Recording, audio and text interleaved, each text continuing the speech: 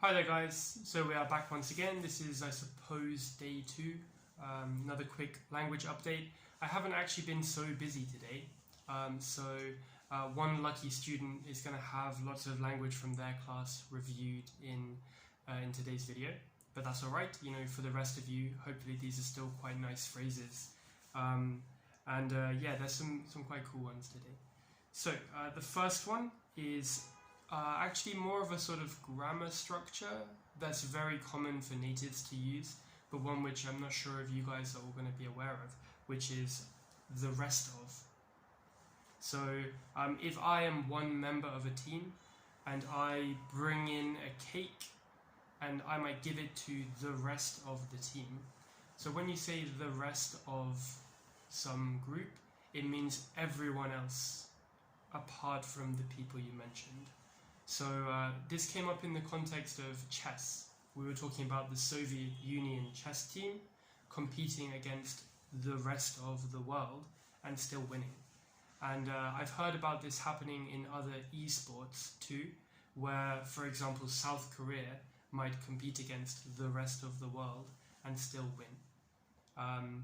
But yeah, the rest of could be in any group. You know, someone might give a speech to the rest of the class at school, or you could, like I said, share a cake with the rest of the office.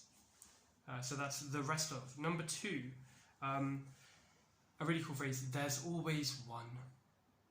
There's always one. So you use this phrase to basically point out that someone has done something stupid or that someone's doing something wrong. Because of course we all know that we shouldn't be doing that, but there is always one, at least one person who makes trouble or causes trouble. So I remember one time I took the train back from Paris to London, and the train was stopped, went all the way back to Paris, and we were delayed for maybe 10 hours. So everyone's kind of patiently sitting on the train, you know, not perfect, but there's nothing we can really do about it.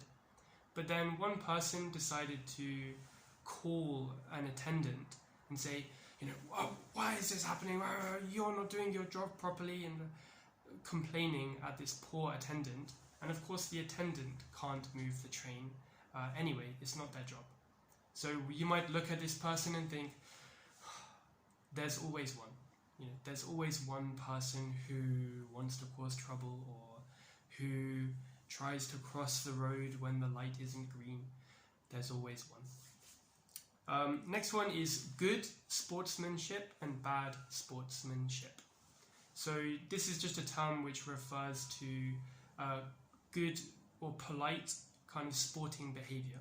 So if you lose the game very badly, you still go to shake your opponent's hand because it's good sportsmanship. What would bad sportsmanship be? Well, that would be crying when you lose the game, or being rude to the other player, or going to shake their hand and then, you know, saying, I don't want to shake your hand. So it's more about attitude really, but yeah, sportsmanship. That's obviously derived from the word sportsman, the person playing the sport. Okay, number 4, we have this term psychological warfare or mental warfare also.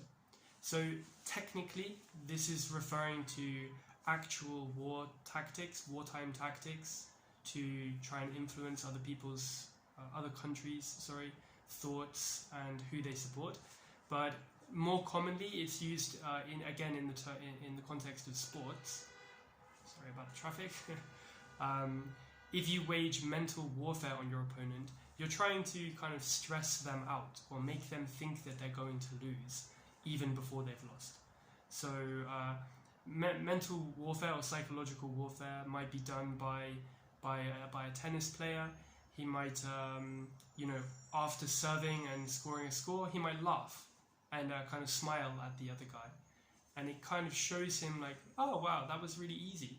And if you're the loser, you might think, oh dear, I'm not good enough, I'm not good enough. So yeah, that's psychological warfare, often used in not such a serious sense. And last one is still as a statue.